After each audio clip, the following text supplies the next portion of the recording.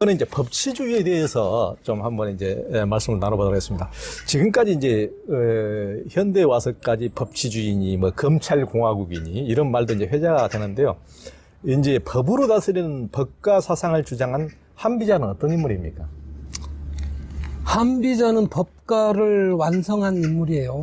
그러니까 한비자 이전에도 이제 법치를 주장하는 학자들이 많이 있잖아요. 근데 그걸 최종적으로 완성한 인물이 한비자인데, 이분의 이제 출생 자체는 이제 이 왕족이에요. 한나라의 왕족인데, 어머니가 신분이 천해서 결국 대접을 못 받아요.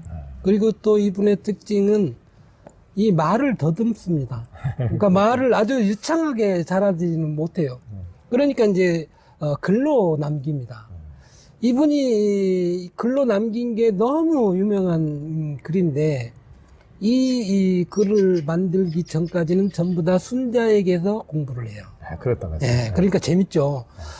어떻게 육아의 이 인물인 순자에게서 법가의 이 완성가인 한비자가 나왔을까? 참 오묘하죠. 근데는 여기는 예와 법이라고 하는 게 서로 상통하는 측면이 있어요. 예, 그러니까 예라고 하는 것도 아주 고착화되면은 결국은 법과 같이 된다라고 하는 측면에서 서로 아주 중요한 측면이 있는 거로 봅니다. 네, 그러니까요. 이제 한비자가 이제 뭐 우리가 이제 역사에서 가장 잘 아는 이제 진시황이 예. 채택한 게 한비자의 법가인데. 예, 맞습니다. 그러니까 이제 그게 이제 진시황은 이제 이 글 잘 쓰는 이 한비자의 이제 책을 보고 너무 반해가지고 예, 빠지죠. 아예 한비자를 만나고 싶어서 나라를 침공을 하잖아요. 네, 맞습니다. 한나라를 이제 침공을 해서 이제 한비자를 만나고, 그래서 이제 이 한비자를 택해서 이제 법과 사상을 이제 진나라를 세워서 통치하는데도 이제 너무나 철저한 이제 법으로 다스리는 바람에 털끝만한 인정도 없이 완전히 그렇게 해서 이제 어떻게 보면 나라를 너무나 독재 국가를 만들어서 이제 오래 못 가고 2대 만에 망해버리고 마는데, 우리나라가 우리가 이렇게 진시황 하지만은 그 나라가 뭐 이렇게 오래 간 나라가 아니고 15년이에요. 15년. 당시 그렇게 한순간에 말아먹은 그 자식들이 바로 이제 망해버리고 마는 나라인데, 그러다 보니까 이제 그게 이제 그 한비자도 이제 너무나 탁월한 인물이니까 그 진시황의 이제 책사인 그 이사가 이제 시기 질투해가지고 이제 감옥에 가둬서 이제 죽여버렸다면서요. 그게 예. 아주 재밌어요. 예. 한비자하고 이사는 예. 동문수학한 친구예요. 아, 그랬구만요. 네. 둘 다 순자 밑에서 공부를 했는데, 한비자는 아까 말씀드린 것처럼 말을 잘 못한다고 그랬잖아요. 그러니까 이사는 말을 잘해. 그래서 진시황 밑에 가서 책사가 돼요. 예. 어느 날 진시황이 이상한 글을 하나 발견을 합니다. 근데 보니까 자기하고 너무나 잘 맞아요. 그래서 한비한테 이사한테 보여줍니다. 야, 이거 누가 쓴 글을 같니? 라고 물어보니까, 아, 이거 제 친구 한비자의 글입니다. 이런 거예요. 그래? 그럼 어떻게 한비자를 우리가 좀 데려올 수 없을까? 그러니까 이사가 꾀를 냅니다.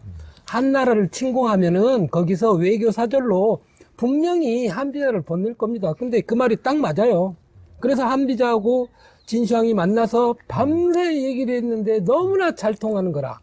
그러니까 이게 이제 이사 입장에서 보면은, 아이고, 내가 위험을 느끼는 거지, 위험을. 잘못 소개시켜줬네?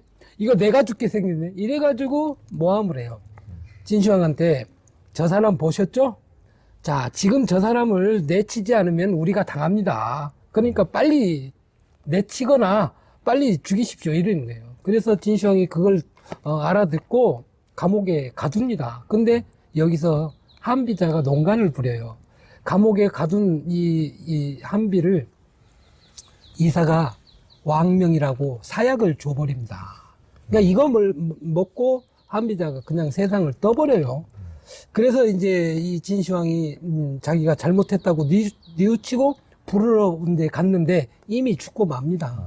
그러니까 이 한비자하고 이사의 이 악연이 사실 이제 법가라고 하는 이 측면에서는 진시황을 돕는 역할을 했지만 결정적인 역할은 바로 이 한비자, 또 이 순자의 제자라고 하는 두 명의 제자가 아주 아이러니하게 유교의 이 모든 것을 없앤 그 인물의 주역이 되게 만들었던 그런 이제 역사가 있죠. 이제 순자는 논리적으로는 너무나 탁월했지만은 어떻게 보면은 그 탁월한 제자들은 별로 세상을 위해서 크게 좋은 쪽으로 기여를 하는 게 아닌 걸로 어떻게 보면은 이제 한비도 그러고 이사도 그러고 예. 이제 그런 측면에서 봤을 때는 조금 이제 껄쩍지근한 점이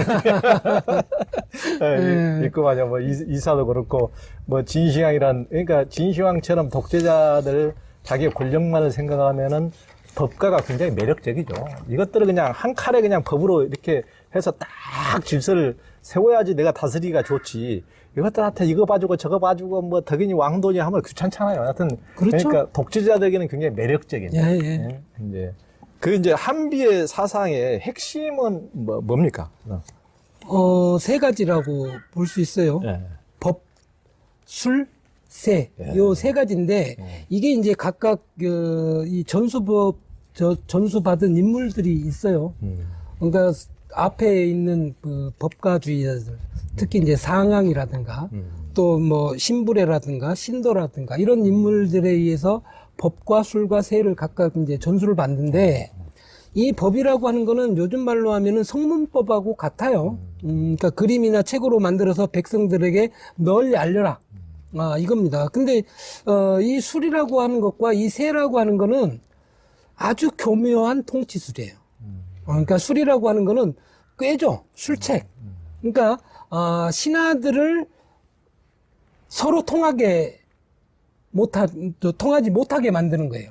그러니까 내 비밀을 아는 사람은 한 사람이면 돼. 또 다른 비밀은 또 이 사람만 알면 돼. 이 둘이 서로 또 친하게 못 지내게 해요. 이게 이제 임금이 권력을 줄 수 있는 힘인 거라. 그 다음에 이제 세라고 하는 거는 권세, 권력이에요. 이 권세, 권력이라고 하는 거는, 자, 우리가 아무리 내가 똑똑하다고 해서 권력이 없으면 아무 영향력이 없다. 세상을 바꿀 수 없다. 그러니까 내가 곧 힘을 가져야 된다. 이게 이제 세입니다. 그래서 이 세 가지가 하나의 이 어떤 덕목만 가지고 완성되는 게 아니라 이 세 가지가 합해져야 그게 이제 가장 강력한 법치 국가를 만들 수 있는 이제 그런 이제 형태가 됩니다. 네. 그러니까 이제 한비자가 이제 법, 술, 세 이렇게 해가지고 사람을 어떤 이제 다스리는 것을 막 이제 서로 간에도 막 감시하게 하고 이제 신하들 권력자들 간에 그래서 아마 이제 박정희 대통령도 이제 그런 어떻게 보면 이제 한비자의 어떤 이런 사상을 통치술에서 좀 온용한 듯한 느낌이 이제 뭐 중앙정보부장이니 경호실장이니 서로 막 감시하고 서로 견제하고 같은 권력자들끼리도 결국 나중에는 이제 차지철하고 김재규하고도 서로 이렇게 이제 왼수가 돼가지고 서로 견제하고 서로 권력 다툼하고 이제 그렇지 않습니까? 그러니까 통치자에게는 그게 이 좋은 수단이죠. 그러니까요. 예, 그러나 실질적으로는 비밀 정치와 같은 형태가 돼서 그러니까요. 모두 지금과 같은 세상에서는 통용될 수 없는 사상이죠. 그러니까요. 네네. 네. 그러니까 통치자들에게는 늘 뭔가 이제 군침이 당기는 그런 요소가 있지만 네네. 결국은 이제 말로가 다 진시황도 그러고 뭐 이제 물론 박정희 대통령도 그러지만 말로가 결국 그런 것은 별로 안 좋아지는 쪽으로 작동하는 역사적인 예가 예, 그러니까 대부분이죠. 네. 법가는 결국 지금 법가라고 하는 거를 뭐 전공하는 사람도 드물지만 사상이라고 할 수 있는 단계는 없잖아요. 예, 그러니까요. 한비가 이제 강력한 법으로 다스려야 한다고 한 것은 인간의 본성에 대한 관점일 텐데 그의 인간관은 어떤 것이었습니까? 법과. 아까 말씀드린 대로 한비자는 순자에게서 배웠잖아요. 네. 그러니까 기본적으로는 성악설을 바탕에 깔고 있습니다. 예. 그걸 가지고 모든 인간을 이제 이기적 존재로 이제 파악해서 그러니까. 이 일종의 이제 법치 이념도 이제 그 속에서 예. 찾아내는 거죠. 예. 그러니까 우리가 순자에 보면 재미난 얘기가 나오는데 우리가 이제 옛날에는 그 한의사들, 의원들 이렇게 이제 표현하는데 그 사람들이 환자를 치료할 때 종기를 빨아주는 경우가 그렇죠. 있잖아요. 예. 자, 이 종기를 빨아주는 게 그 사람이 정말 훌륭해서 빨아주는 거냐? 아니다. 자기 이익 때문에. 이익 때문에 빨아주는 거다. 이렇게 이제 주장을 해요. 그렇죠. 그러니까 사실 그 말이 이제 맞는 말이죠. 예. 또 이제 재밌는 이야기가 또 한 가지가 있는데 옥이라고 하는 장군이 있어요. 네. 근데 이 장군이 어느 날 병사가 이 다리를 다쳐서 종기가 났어. 거길 또 빨고 있었어요. 근데 이 병사의 어머니가 가서 그 모습을 본 거야. 그러면 우리 같으면 야, 우리 장군이 저렇게 멋있네. 우리 아들을 저렇게 해주다니. 우리 아들 저렇게 생각해주네. 이렇게 생각했겠지만 네. 그 어머니는 거기서 울음을 터뜨려 버립니다. 네. 그러니까 그 옆에 있는 사람이 물어봐요. 아니, 저렇게 좋은 장군이 어디 있는데 왜 우십니까? 그러니까 이 양반이, 이 어머니가 하는 말이, 여보시오, 모르는 소리 하지 마시오. 내 남편이 저 장군 때문에 죽었어. 저 장군이 내 남편의 종기도 저렇게 빨아줬어. 그러니까 내 남편이 얼마나 죽을 힘을 다해서 나가 싸웠겠어. 그러다가 죽었어. 내 아들 저렇게 빨아주면 똑같이 갈 거 뻔한데 내 아들 죽지 않겠어. 그러니 이게 내가 울 일이지 안 울 일이겠습니까? 이런 이제 일화도 있어요. 그러니까 모든 것을 한 측면으로 본다면은 뭐 좋겠지만 양면을 다 놓고 본다면 어떤 게 이익이고 진짜 어떤 게 이익이 아닌지 이걸 구별하는 것도 상당히 어려운 문제죠. 예. 네. 그러니까 예전에 제가 이제 그 링컨 그 전기를 어렸을 때 읽은 적이 있는데 그 대목에서 이제 흥미로운 대목이 지금까지도 기억나는 대목이 있는데 뭐냐면은 링컨이 이제 그 지나가다 그때는 이제 마차를 타고 가니까 마차를 타고 가다가 그 돼지 얘기군요. 그렇죠. 거기에 돼지가 이제 진흙밭에 어린 돼지가 진흙밭에 맞습니다. 빠져가지고 허우적거리고 나오지를 못하니까 그걸 이제 링컨이 수레를 멈추라 그러고 돼지를 구해주니까 이제 사람들이 그걸 이제 맹자의 측은지심처럼 이렇게 물어본 거죠.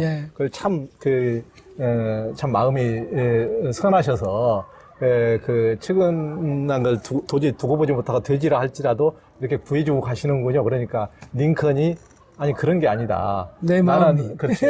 나는 저걸 놔두고 가면은 계속 생각나. 귓전에 돼지 울음소리가 그 새끼 돼지 울음소리가 맞습니다. 들려가지고 그것을 떨쳐버리기 위해서 내 이익을 위해서 나의 이익을 위해서 저 돼지를 구해줬을 뿐이다. 그러니까 그걸 보면은 맹자의 측은심조차도 순자적 관점에서 보면은 그걸 이익을 위해서 한다는 거예요. 성선 착해서 그런 것이 아니고 그게 굉장히 재밌는 관점이죠. 그러니까 아까 지금 그 링컨 얘기도 그 돼지를 구해준 것을 다른 사람들이 보면 이타주의라고 생각할 수 있잖아요. 근데 이 링컨 자신의 입장에서 보면 내가 이타주의가 아니라 이기주의다. 나는 나를 생각해서 한 거다. 그러니까 똑같은 행위를 놓고 보는 관점이 확 다르죠. 그러니까 인간의 모든 행위에 그 내면한 깊숙한 동기는 자기 이익이라는 것이죠. 그게 이제 순자적 관점이고 그것이 이제 법가에까지 이어져 간 거죠. 이제 그 제자백과 사상가 중에서도 굉장히 가장 이제 흥미로운 현대까지도 제일 많이 차용되고 이제 그 경영가들이 제일 많이 읽는 게 손자병법이라고 하는데 손자에 대해서 좀 말씀 나눠보도록 하겠습니다. 중국 최초의 병법서인 손자는 이제 이순신 장군하고 조조, 나폴레옹 이런 사람도 굉장히 이제 애독서였다고 그러는데 전쟁에 임하는 장수뿐만 아니라 요즘 이제 기업의 경영 전략에도 활용된다고 하는데 손자는 어떤 책입니까? 저는 사실 이제 이 병법서를 좋아하지는 않지만 현대인이 많이 읽는 그 측면에서는 조금 경계할 필요가 있다라고 생각하는데 이 손자병법을 읽어보면은 보통 사람이 헤어나오기가 쉽지 않습니다. 상당히 재밌는 책이에요. 근데 이 손자병법이라고 하는 책을 쓴 사람 이 손무라고 하는 이 인물인데 이 인물은 원래 이제 그 제나라 사람이에요. 그러다가 이제 제나라가 내란으로 이제 좀 혼란스러울 때 떠돌다가 이제 오나라 이제 이 함녀한테 이제 가게 됩니다.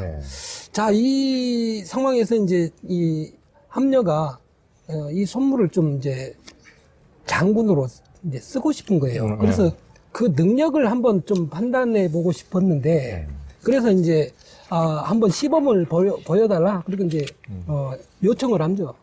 그러니까 이제 이 손무가, 그럼 줬어. 왕의 궁녀들 180명을 나한테 주셔. 그러니까 줬어요. 자, 그 중에서 왕이 제일 사랑하는 사람 2명을 딱 뽑아가지고, 자, 니네가 1대장, 너는 2대장. 네. 자, 지금부터 내가 명령하는 걸 그대로 복명해서 지휘해. 그 딱 했는데, 아무도 안 따르는 거예요. 그러니까 여자들이. 웃긴 하고. 예, 웃긴 하고. 그러니까 이제, 손무의 입장에서 보면 얼마나 이제, 황당하겠습니까. 그래서 이 둘을 처단을 하자. 이렇게 주장하는데, 왕의 입장에서는 자기 애첩인데, 안 된다, 막았지만 결국 둘을 처단합니다. 그러니까 이제 화가 났죠, 왕은. 그리고 이제 2번째, 이제 3번째 가는 사람들을 또, 세워놓습니다. 그러니까 그때부터는 뭐 일사불란하게 정리가 되죠. 그러니까 이게 이제 이 장수들의 이제 하나의 뭐랄까, 특기랄까? 왕명보다 더 중요한 게 장수의 명령이다. 이걸 이제 몸소 보여줬던 이제 인물이에요. 그 뒤에 이제 대장군까지 이제 오르게 되죠. 예. 그러니까 손무라는 인물도 대단한 것 같아요. 그러니까 자기의 어떤 그 병법을 이제 실험하는 와중에서 그런 왕의 최고의 애첩 2명을 그냥 단칼에 목을 잘라 네. 왕이 보는 가운데 왕이 쟤들이 없으면 나는 밥을 먹어도 밥맛을 모르고 음식을 먹어도 음식 맛을 모른다. 이렇게 쟤들만 제발 살려주라고 한데도 불구하고 그냥 한 뭐, 번 네. 검을 물려받았으면 그 검은 제 것입니다. 제가 치는 겁니다 하고 그냥 단칼에 베어버렸으니 정말 그 사람도 대단한 거죠. 다른 왕 같으면 그러니까 그 오왕 합류도 품이 큰 사람이고 그것은 결국은 대장군으로 삼았으니까 그렇죠. 자기 애첩을 2명을 목을 베어버렸 보통 같으면 그냥 손물을 제거해버리죠. 그러니까 네. 서로 이제 만만치 않은 인물인 거죠. 다 그런 게 있으니까 세상을 이제 도모하고 다 그럴 정도의 인물들이 되는 거죠. 예, 맞습니다. 그 이제 선조는 이제 그 선자나 손무는 이제 병법의 달인인데 전쟁에서 이기는 노하우는 뭐라고 했습니까? 노하우를. 전쟁의 이 노하우의 가장 중요한 건 속이는 거예요. 그러니까 남을 속이는 거. 전쟁은 속이는 것이다. 전쟁. 이게 속이는 걸 잘해야 돼. 그러니까 내가 갖고 있는 게 적으면은 큰 것처럼 보이고, 크면은 또 없는 것처럼 보이고, 그러니까. 어디 있으면은 없는 것처럼 보이고, 이런 속임수가 능수능란하게 이루어지는 게 전쟁에서 가장 중요한 거다. 근데 이게 사는 데 있어서는 어찌 보면 일종의 사술이죠. 옳지 않은 방법이지만 전쟁에서는 이게 옳은 방법이다. 저는 그렇게 생각합니다. 어쩔 수 없이 이게 이제 우리가 왕양명이라고 하는 존재 아시잖아요. 양명학을 완성한 왕양명이 사실은 이 전쟁의 아주 달인이에요. 장군 출신이고 일설에는 제갈량보다도 훨씬 뛰어났다 이런 소리까지 가지고 있을 정도로 그래서 양명학이 이제 완성된 게 그거예요. 양명학은 이 주작처럼 딱딱하게 굳어있는 그 형태가 아니라 정말로 자유자재로 물 흐르듯이 활활발발하게 이런 이제 학문을 추구하게 된 거죠. 그것도 아마 이런 이제 전쟁을 통해서 양명이 익혔던 그런 어떤 학문이 아닐까 저는 그렇게 생각합니다. 그렇죠.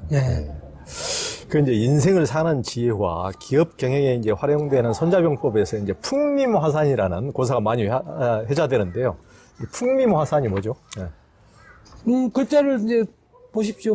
바람풍, 바람처럼 빠르게.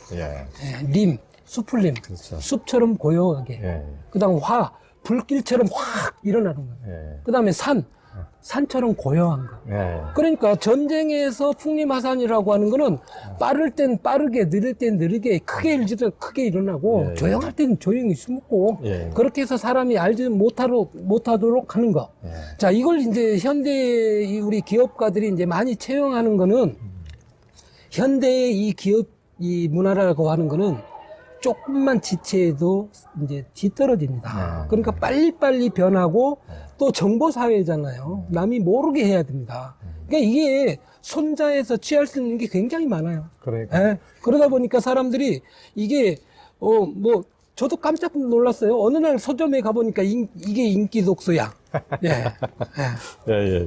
그러니까 능수능란하라는 거죠. 맞습니다. 이제 가만히 있을 때는 딱 엎드려 있지만은 한번 이제 그 범이나 이런 그 호랑이나 사자들이 사냥할 때 보면은 탁 그것도 기다리잖아요. 한번 또 뛸 때는 팍 뛰고, 하여튼 능히 이제 불은 불처럼, 번개처럼 이제, 낚아채야 되고, 그런 식으로 이제 풍림화산이라는 것이, 이제 어떻게 보면 능수능란한 유연성을 이제 말해주는 것이죠.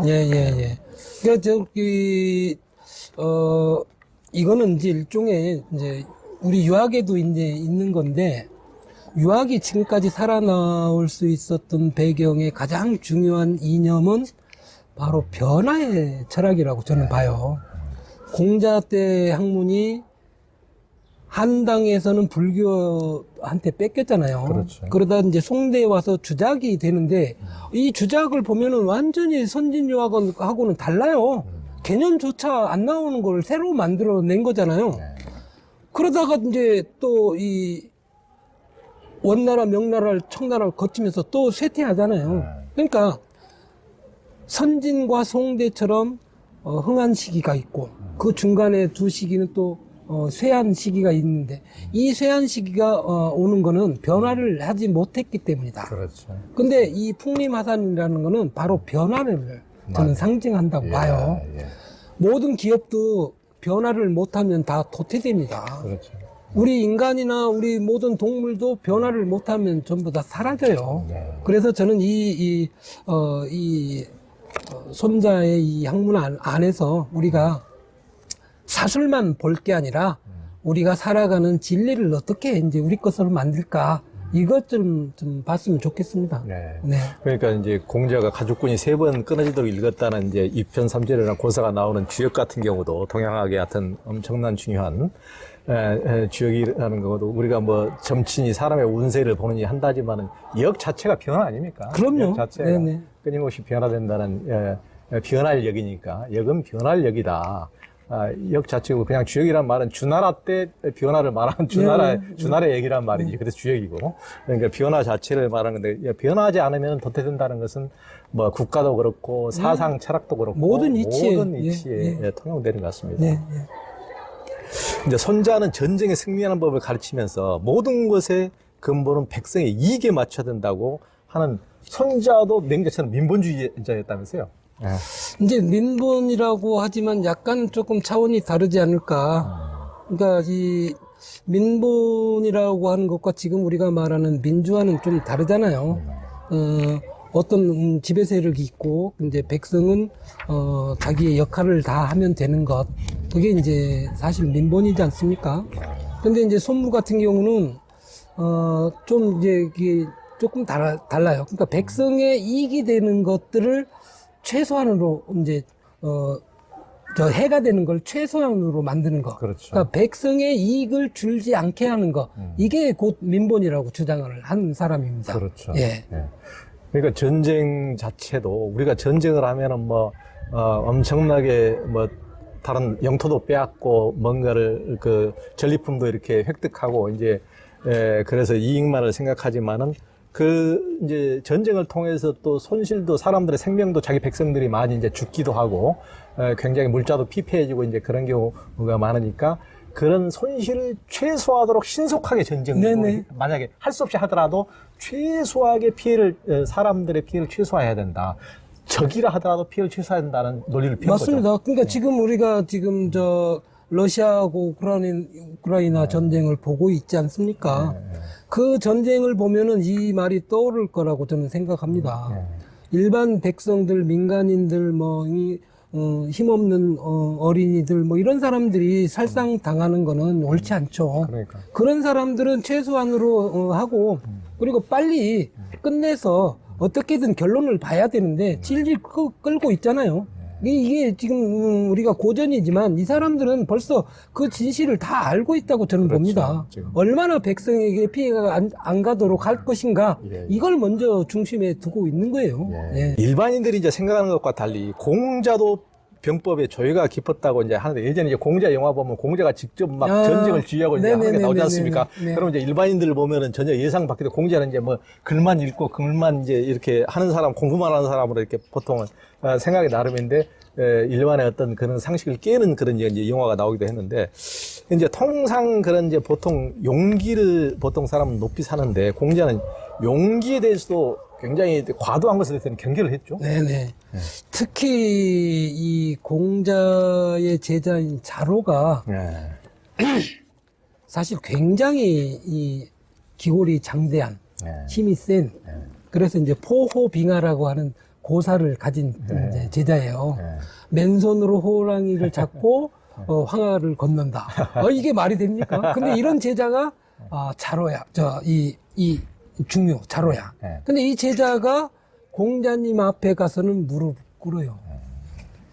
이 제자 때문에 공자를 당시에 많은 이제 사람들이 막 욕하고 비난하고 이런 사람들이 있었지만 자로 때문에 이게 멈췄어요. 근데 왜 자로가 공자 앞에 가서 그렇게 고양이 앞에 쥐처럼 됐을까? 공자님도 키가 구척장신이야. 그러니까 기골이 장대한 또 공자의 아버지나 조상이 대대로 장군 출신이에요. 장군 집안이에요. 그러다 보니까 공자님이 홀릴 게 없잖아요. 힘으로나 뭐로나 학문으로나. 그러니까 이 자로가 공자님에게 복종을 하게 됩니다. 근데 자로는 신중하지 못한 측면이 있어요. 그리고 또 의리를 잘 지키는 측면이 있습니다. 그러다 보니까 위나라에서 전쟁이 일어났을 때 자로가 의리를 지키기 위해서 거기 참전했다가 결국 죽습니다. 그러니까 공자가 그걸 듣고 위나라에 갔다는 소리를 듣고 공자께서 한탄을 합니다. 아이고 이제 내 제자 이 자로가 죽게 생겼네. 하늘이 나를 버리겠구나. 이런 한탄을 해요. 근데 진짜로 자로가 죽고 나서 젓갈로 담겨져서 공자에게 보내옵니다. 그러니까 공자는 평생도록 젓갈을 입에 대지 않았다 하고 합니다. 그러니까 얼마나 이 제자가 이 공자가 제자의 성품을 잘 알고 거기에 따라서 대처했는데 그 당시에는 자로가 조금 공자님과 거리를 더 두고 떨어져 살았나 봐요. 그러니까 그런 변을 당했던 겁니다. 실제 이제 공자는 기골이 장대한 그런 인물이긴 하지만 이 병법을 쓰려고는 하지를 않았어요. 근데 우리가 육례를 통해서 말타기, 활쏘기 이런 것들 다 했기 때문에 공자는 이미 그걸 다 알고 있는 거죠. 잘 하는 분이죠. 그렇지만 이제 이 위나라 영공이 진법 치는 법을 이제 묻습니다. 전쟁에 대해서 묻는 거죠. 근데 나는 제사 지내는 법은 배웠지만 전쟁에 대해서는 모릅니다. 이렇게 해버려요. 그러니까 실제 몰랐겠습니까? 그런 분이. 그래서 병법 자체는 그렇게 썩 좋아하진 않았다. 저는 그렇게 봅니다. 그러니까 또 제자가 물어보니까 물론 이제 포빙하라는 그런 이제 고사성어가 있을 정도로 이제 만약에 공자님께서 천하를 이제 3군을 통솔한다면 누구와 함께 하시겠습니까? 그러니까 맨손으로 이제 호랑이를 때려잡고 그렇게 맨몸으로 이제 강을 건너려는 그런 자하고는 함께 하지 않겠다. 그러니까 안 하겠다고. 이제 아나무인이고 막 세상 두려울 것이 없는 이런 식으로 하면은 이제 경계할 줄 알고 능히 물러설 때는 물러설 줄 알고 두려워할 줄 알고 신중함을 갖춰야 한다는 얘기겠죠. 그런데 이제 자로가 이제 죽기 전에 공자의 이제 가르침을 받고 완전히 변해요. 근데 그게 재밌는 게 오늘 좋은 말 한마디를 들으면 나머지 말은 안 들으려고 해. 왜? 그걸 실천할 때까지. 이걸 했던 제자예요. 그래서 실제는 완전히 조폭 같은 그런 체구를 가진 그 제자였지만 아주 굉장히 또 실천력이 뛰어난 그런 제자였다. 이렇게 그러니까 보여. 공자가 그 정도로 애통했겠죠. 그러니까 자로가 죽었을 때 천하가 하늘이 나를 버리는 거나 그랬겠죠. 그 정도로 실천하시니까. 그 이번에는 이제 우리나라 이제 성현 중에서 아주 지금까지도 가장 이제 존경받는 우리 집회에 다 나와 있는 분들에 대해서 이제 태계 이왕과 율곡 이이 이분 이제 그 태계 이왕의 성학십도 또 율곡 이이의 성학지변은 우리 이제 지원장님께서 그 책들도 따로 이제 다 내신 정도로 애정을 갖고 이렇게 하신 분들인데요. 이제 조선시대 대표적인 이제 유학자인 태계 이왕과 율곡 이이는 이제 35살 차이나 나고, 이제 이태계가 율곡이 어떻게 보면 스승뻘인데, 35살이니까 스승 이상이죠, 어떻게 보면은. 이제 태계와 율곡이 조선의 대표적인 학자로 꼽히는 이유가 뭡니까? 이제 저는 두 가지라고 봅니다. 첫째는 이제 훌륭한 인품이고, 두 번째는 그걸 뒷받침할 수 있는 지식, 학식, 이게 이제 있었기 때문에. 그래서, 특히 퇴계 선생님의 인품은 우리 모두가 인정하는 바이잖아요. 돌아가시기 전까지 제자들한테 반말을 사용하지 않았다. 뭐 이런 얘기도 들리고 돌아가실 때 저 매와 분에 물을 줘라. 그러니까 생명을 귀하게 여기는 이 인품이 당시 모든 사람들에게 마음에서 마음으로 전달되는 그러한 훌륭한 인물이다. 저는 그렇게 보고 두 번째는 이제 학식의 측면에서도 이 두 분은 따라갈 사람이 없어요. 그래서 영남 학파 하면 퇴계. 네. 또 이 율곡 학파, 기호 학파 기호 학파. 이렇게 내놓으면 율곡 이 선생. 네. 이 두 분의 이 쌍벽은 나이를 뛰어넘어서 엄청난 우리 이 조선의 변화를 만들어냅니다. 그러니까. 그래서 저는 이 두 분의 이 인품이라고 하는 거는 공통점이 또 한 가지가 있는데 두 분 다 가난 때문에 벼슬을 하게 됩니다. 아. 그러니까 우리 유교에서는 공자님의 말씀이 높은 벼슬을 해서는 안 된다라고 얘기해요. 왜?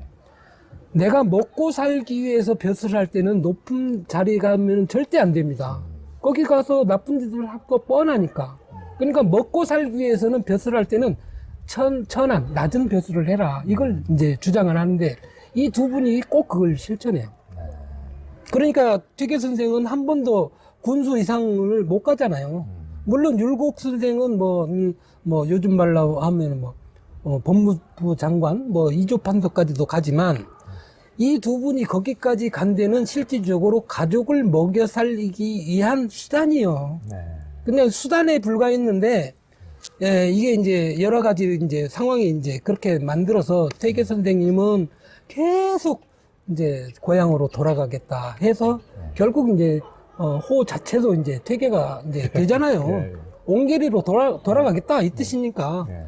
율곡은 이제 강릉에서 태어났지만 이 파주 율곡리로 이제 와서 성장하면서 당시에 옆에 우계 성원 선생이 살았어요. 한 살 차이야. 우계가 한 살이 많아. 근데 이 우계가 율곡한테 충고를 해줍니다. 나는 자네의 이 학문하는 모습이 부럽네. 그러니까 자네는 과거를 보지 말고 진정한 학문을 하게 이렇게 얘기를 합니다. 근데 율곡이 거기서 고민을 해요. 제가 우리 집 가장입니다. 제가 아니면은 먹여 살 사람이 없습니다. 그래서 죄송합니다만 어쩔 수 없이 과거를 봅니다. 그렇게 해서 이제 구도 장호까지 가게 되는 거예요. 9번이나 장호를 예. 그러니까 이 사람들의 이 생각은 진짜로 어떻게 백성을 위해서 이 정치를 해야 되는지 공부를 해야 되는지 진정한 공부가 바탕이 돼 있는 상태에서 벼슬을 했기 때문에 그 위대함이 어디 가지 않는다. 저는 그렇게 봅니다. 그러니까 이제 대부분은 물론 주자도 어떤 이제 그 벼슬을 하기 위한 공부를 이제 경계를 하셨지만은 그러니까 대부분 그게 이제 관학이 되면서 이제 사서 상경을 내워야 이제 시험 문제가 다 그걸로 나오니까 옛날에는 이제 관학의 길이 되면서 너무나 이제 벼슬길을 탐하는 이런 이제 권력심에 이제 학문이 돼버리고 말았지만은 이제 퇴계와 율곡은 전혀 그렇지가 않았다는 진짜 학문을 위한 학문에 제대로 된 이제 성인이 되는 학문을 했던 분이고 이제 가난해서 할 수 없이 이제 벼슬에 나가. 그래서 요즘에 돈이 그렇게 막 지폐에 이렇게 나오셔서 천하의 돈을 이제 5,000원짜리는 전부 다 이태계께서 가지시고 1,000원짜리는 전부 다 이율곡께서 딱 이제. 근데 제가 이제 농담삼을 했지만은 그 나라의 상징은 이제 지폐를 보면 알 수 있다는데 유교가 지금 거의 많이 우리나라에서 그 쇠퇴했음에도 불구하고 돈을 보면 다 유교가 다 잡고 있어요. 네. 사인당선 돈은 100% 다 잡고 있어요. 100% 다 잡고 있어요. 그래서 자, 그러니까 사임당, 세종대왕, 퇴계, 율곡, 퇴계, 율곡, 이순신까지. 명문당도 들어있어요. 그러니까 전부 다 유교가 싹 잡고 있어요. 그래서 야, 유교는 살아있다는 것을 지표를 보면은 느낍니다. 그 이제 이율곡은 과거에 9번이나 장원을 했기 때문에 구도 장원권이라는 이제 별칭으로 불릴 정도로 천재였는데요. 23살의 젊은 나이에 이제 도산서원에 가가지고 이제 퇴계를 만나서 성리학에 대한 대화를 나누고, 이제 어린 율곡하고 대화를 나눠본 이후에 퇴계가 후생과외, 후배가 참 무섭다, 이런 말을 이제 남기셨다고 그러는데, 둘 간의 가장 큰 사상적 차이는 이제 퇴계의 이기이원론, 율곡의 이기 이론론으로 볼 수 있는데 둘과는 어떤 차이가 있습니까? 이게 이제 성리학적 이 배경이 이제 먼저 깔려야 되겠는데, 성리학에서는 우주를 바라보는 시각이 우주의 구성 요소가 뭐냐 이것부터 시작합니다. 이제 우주를 구성하는 요소 중에 가장 중요한 게 이와 기라는 거예요. 그러니까 이가 있고 기가 있다. 그래서 이와 기가 결합되어서 모든 만물을 만들어낸다라고 하는 사상인데, 이게 이제 이를 존중하느냐 아니면 기와 같이 보느냐, 이 두 가지 관점의 차이에 따라서 확연히 달라집니다. 그러니까 퇴계 선생 같은 경우는 이존기비라고 해요. 이가 높고 기가 낮다. 아니 확연히 이제 입장을 나타내죠. 근데 율곡 선생은 아니다. 이도 높고 기도 높고 둘 다 같은 입장에서 이제 봐야 된다. 이걸 이제 전문 용어로 이기불상리, 이기불상잡이라고 해요. 이기가 섞이지도 않지만 서로 떨어지지도 않는다. 그러니까 잘 보십시오. 제가 살아 있습니다. 제 정신은, 이성은 이의 일종이에요. 그렇죠. 제 몸은 기의 일종입니다. 그러니까 제가 살아있는 거는 이기가 붙어 있는 거예요. 그렇죠. 그러니까 이 율곡 선생의 입장에서 보면 지금 살아있는 저의 모습을 보는 것 같고, 퇴계 선생의 입장에서는 제 이만 존중한다고 하면 제 기는 없어도 돼. 쉽게 생각하면. 그러니까 그런 측면에서 본다면은 이성이 훨씬 중요하게 이제 보는 입장이죠. 그러니까 이게 이제 율곡 선생과 이 퇴계 선생의 차이는 현실에 적용될 때 보는 관점과 추상적인 세상을 보는 관점의 차이라고 저는 생각합니다. 그러니까 현실 속에서 보면 이기는 절대 떨어질 수 없는 존재. 이게 율곡 선생의 그렇죠. 이제 주장입니다. 그래서 나름대로 이가 뭐 높고 기가 낮다라고 하는 일설도 있지만 결국 그 주장 때문에 이 기고봉 선생하고 그 많은 논쟁을 벌이지 않습니까? 근데 결국은 퇴계 선생이 저는 뭐 양보했다고 봐요. 기고봉 선생의 주장에 동의를 했다. 근데 그 기고봉 선생의 주장은 우리 율곡 선생하고 일맥상통하는 그런 주장이다. 이렇게 봅니다. 그러니까요. 제가 저기 이제 시골에 그 옆에 동네가 기고봉 이제 나고 자란 동네인데 그 이제 고향에 가면 이제 거기 이제 옆이니까 이제 종종 놀러도 가고 지금까지 사당도 잘 보존돼 있고 그러는데 그 정말 퇴계가 그런 점에 있어서는 기고봉도 정말 대단하지만 젊은 이제 20대 기고봉과 60대 이제 퇴계가 논쟁을 그렇게 벌였거든요. 그러니까 그 젊은 사람과 논쟁을 벌일 수 있을 정도로 예전에 유교가 너무 답답하고 홍보적 권위를 가지고 억누르는 것이 유교라고 생각하지만은 전혀 그렇지 않았다는. 그러니까 세대 차이를 완전히 넘어서서 논리는 논리대로 이렇게 하고 그걸 받아들일 수 있었다는 점에서 하여튼 퇴계 인품도 정말 대단하고 또 기고봉의 그런 그 젊은 용기와 기계도 참 대단한 거죠. 그 나라에서 하여튼 뭐 요즘 최고에 가는 유발하라고 하여튼 저 중학생이 맞짱 뜬 거 아닙니까? 네, 그렇죠. 아니 세상에 기고봉 선생도 그렇지만 퇴계와 율곡의 연배 차이가 그렇게 큰데 지금 말하면 애숭이 대학생하고 그렇죠. 연로한 이제 노 교수하고 같은 거예요. 그렇죠. 그때 58세면 더하지. 그렇죠. 근데도 그걸 다 받아줘.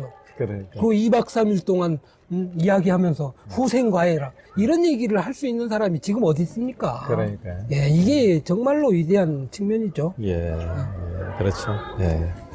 그 퇴계와 율곡은 모두 이제 선조를 위해서 이제 성리학의 핵심을 딱 정리해서 바쳤고 이제 성학십도와 성학지묘를 이제 아까 우리 이제 최영갑 처장님께서도 그걸 정리해서 이제 책으로 내셨는데 두 책은 이제 어떤 차이가 있습니까? 이 두 책의 공통점은 성학이라고 하는 글자가 똑같아요. 그러니까. 성인 성자하고 배울 학자. 그러니까 여기는 이제 성인이 되는 학문, 또 성군이 되어야 할 사람이 익혀야 될 학문 이런 이제 의미가 있는데 선조라고 하는 임금은 저는 참 행복했을 것 같다는 생각도 해봐요. 왜냐하면은 이 나라에서 최고의 세상에 퇴계와 율곡이 그렇게 어린 선조를 해서 이 그 요점 정리를 다 해가지고 이 방대한 그 네. 유교 경전 요점 정리를 다 해가지고 그럼요. 태계는 그림까지 전부 다 네. 그래가지고 받치고 참. 그러니까 퇴계 선생의 책인 성학십도라고 하는 거는 성인이 되기 위해서 배워야 될 요체를 네. 10가지 그림으로 만들어낸 거예요. 그러니까 우주에 68세 태계가 17살 선조에게. 예. 선조에게. 예. 그러니까 우주의 원리나 모든 일상의 도리는 이 책 10가지 그림만 보면 된다 이겁니다. 예. 그러니까 지금 말하면은 만화 같은 거죠. 그러니까. 예, 요점만 딱 적어놓은 만화. 근데 이 안에 우주 원리부터 인간의 삶의 도리, 경의 철학 모든 게 다 들어있다는 거예요. 웹툰으로 잘 설명해서 갖다 바친 예, 거예요. 예.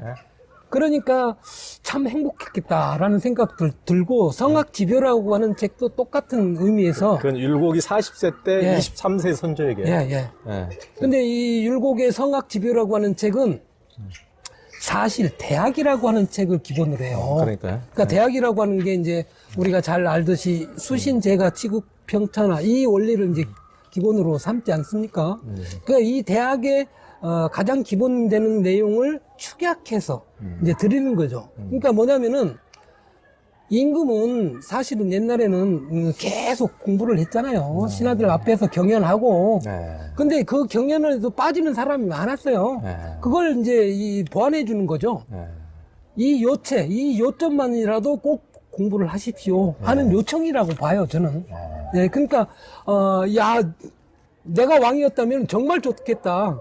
이 요점만 읽어도 되잖아. 그러니까. 그 많은 책들을 이렇게 정리를 해줬던 훌륭한 신하들이죠. 예. 그러니까 그 태계는 이제 완전히 돌아가시기 거의 이제 직전에 68세니까. 이제 돌아가시기 직전에 예. 이제 하여튼 그 어린 선조에게 10대 선조에게 이렇게 하니까 진짜 스승이 아무리 왕이라 하더라도 예. 스승이 어린 제자를 훈육한 것처럼 정말 따끔하게 얘기하는 게 거기 있더라고요. 네. 따끔하게 서문에 이렇게 나오죠. 함부로 오만하지 네, 말고 네, 이렇게 네. 하지 말고 경거망동 하지 말고 네. 제대로 이렇게 백성을 잘 돌보도록 공부 집중하고 이렇게 해야 된다고 굉장히 따끔하게 하는 게 있는데 그게 보통이 아니죠. 율곡은 이제 40세에 벌써 어느 정도 이제 성인이 된 23살에 이게 선조한테 하니까 예. 이게 좀 이제 머리도 굵고 이제 왕 돼가지고 이제 폼 잡고 이렇게 하는 선조에게 하니까 굉장히 이제 그 같은 방법도 태계하고 또 정반대로 칭찬. 보면 엄청 아부가 예, 예. 율곡 이렇게 아부를 하시다니. 그 이제 보면 그 대목에 저는 볼품없는 선비지만 네, 좋은 시절을 맞아. 타고났다고 생각됩니다.